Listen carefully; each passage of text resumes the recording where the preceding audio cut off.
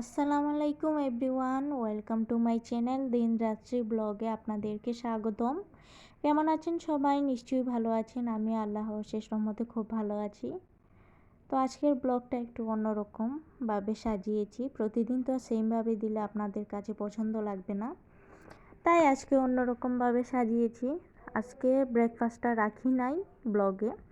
তো ব্রেকফাস্ট করে তারপর আজকে আমি আমার পাখির পাত্রগুলো ধুয়ে ফেলছি, দেখাচ্ছি আপনাদের সাথে। যেহেতু পাখি লাভার অনেকজন আপুরা আছেন আমার পেজে, তো আপনাদের সাথে এই টিপসগুলো দেখালে আপনাদের খুব ভালো লাগবে। তো প্রতিদিন পাখিগুলোর পাত্রগুলো পরিষ্কার করে দিবেন, তাতে করে তাদের মলমূত্রগুলো যে এই প্লেটে বা এই পানিতে পড়ে সেগুলো ওদের ভিতরে যাবে না। আর অবশ্যই ফুটন্ত পানি দিবেন, মানে আমরা যে পানিটা ফুটিয়ে খাই সেই পানিটা থেকে পানি দিবেন। কারণ অনেক পাখিদের শরীরে অনেক অসুখই কিন্তু পানি থেকে যায়। যদি লাইনের পানি থেকে আপনি ডিরেক্টলি দেন তাহলে ওদের শরীরে অনেক ধরনের রোগ বাসা বাঁধবে। আর সেই জন্য আমি এইভাবে ফুটন্ত পানিটা দিই। আর আজকে ওদেরকে মূলা শাক পাতা আর তার সাথে একটু ধনে পাতা মিক্স করে দিয়েছি। দেখুন দেওয়া মাত্রই ওরা চলে এসেছে, মাশাল্লাহ বলবেন আমার পাখিগুলোকে দেখে। তো ওরা খুব সুন্দর করে এখন ওদের নাস্তাটা করে নিচ্ছে। তো ওদেরকে খাবার দিয়ে আমি অনেক সময় ধরে তাকিয়ে থাকি, ওদের খেলামেলাগুলো দেখি, ছুটাছুটিগুলো দেখি, আমার কিন্তু ভীষণ ভালো লাগে। আর মাশাল্লাহ দিলে আমার ছোট ছোট বাচ্চা ছানারাও কিন্তু এখন নিজে নিজে খেতে শিখেছে। ওরাও কিন্তু এসে খায়। তারপর একটা টব আবার নতুন করে রাখলাম সকালবেলা। তো এই রঙের বালতি থেকে চিন্তা করেছি ফুল গাছটা বের করে নিব। কারণ টব যে কোনো গাছই দেখবেন টবে বেশি মানায়, যে কোনো পাত্র থেকে টবটাই বেশি সুন্দর লাগে। তো এই গাছটিকে আমি ওই টবটিতে সরিয়ে নেব। তো সেই জন্য একটু খুঁচিয়ে নিচ্ছি। আর শীতের দিন যদি বাড়িতে গাঁদা না থাকে তাহলে তো আর সুন্দরই লাগে না। তো গাঁদা ফুল কিন্তু অন্যরকম একটা সৌন্দর্য ফুল, মানে দেখলেই ভীষণ ভালো লাগে, আর তার ঘ্রাণ তো অসাধারণ। তো সুন্দর করে এই টবে সেট আপ করে নিলাম আমার গাঁদা ফুলটা। তো মাশাল্লাহ এই ফুলে অনেকগুলো কলি ছিল, খুব সুন্দর ফুটেছে।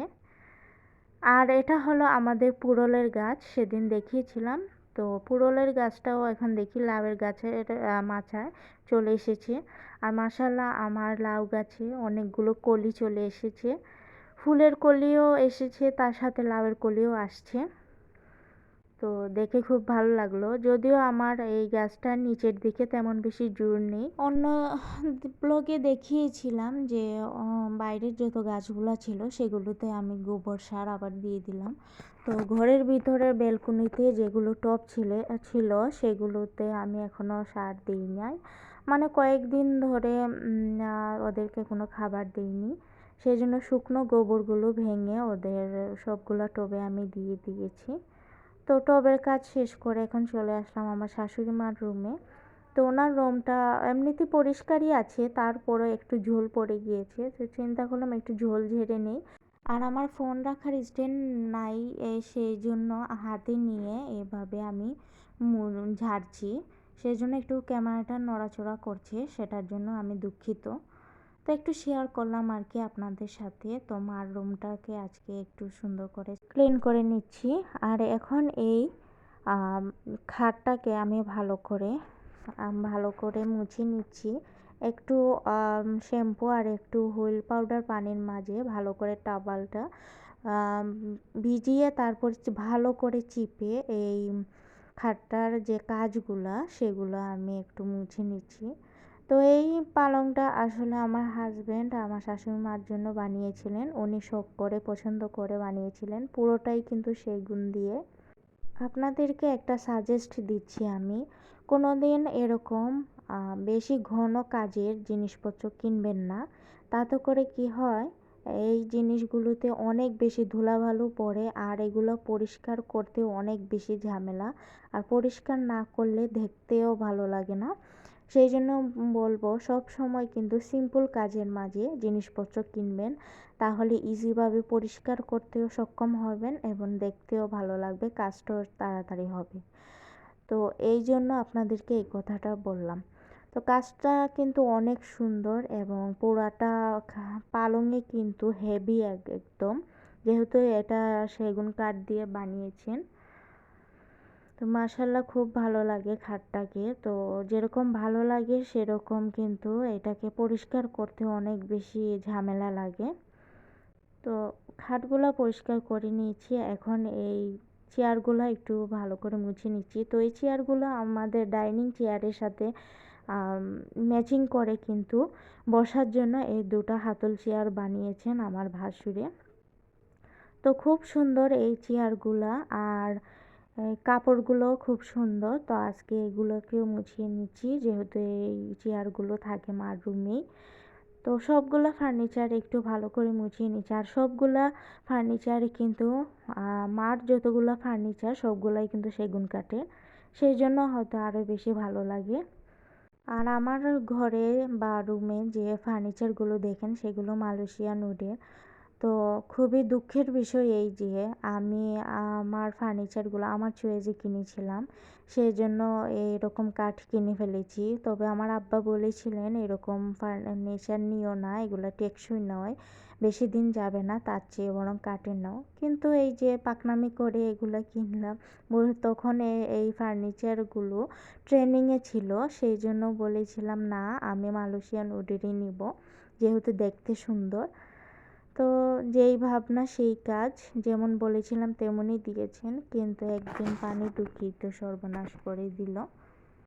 তারপরে কিছু ফার্নিচার সরিয়ে ফেলেছি, আর কিছু এখনও আছে ভালো, তো ওগুলোই ইউজ করছি। আর এই আলমারিটার উপরে দেখুন কত ধুলো পড়েছে, ময়লা পড়েছে, তো এইগুলো একটু ঝাড়ু দিয়ে সরিয়ে ফেলে দিচ্ছি। তো এখন ভালো করে মার রুমটা আমি ক্লিন করে নিলাম, আর আপনাদের সাথে এখন শেয়ার করে নিচ্ছি। আর এদিকে ঝাড়ু দেওয়া হচ্ছে। তো এখন আপনাদের সাথে মার রুমটা আমি শেয়ার করছি। তার আগে বিছানাটা ঝেড়ে নিই।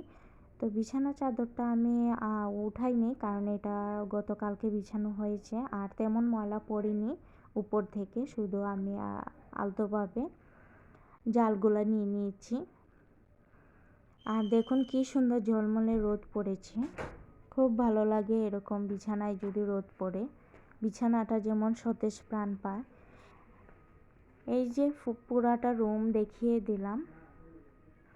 আর ওনার এই দিকে দুটো জানালা আছে, দুটো জানালা জুড়েই কিন্তু অনেক সুন্দর রোদ আসে, সেজন্য রুমটা আরও বেশি ভালো লাগে আমার। আর আমার শাশুড়ি মা কিন্তু খুব বেশি পরিষ্কার পরিচ্ছন্নতার মানুষ, উনি খুব বেশি পরিষ্কারভাবে থাকতে ভালোবাসেন এবং সিম্পলভাবে ওনার রুমটা রাখতে উনি পছন্দ করেন।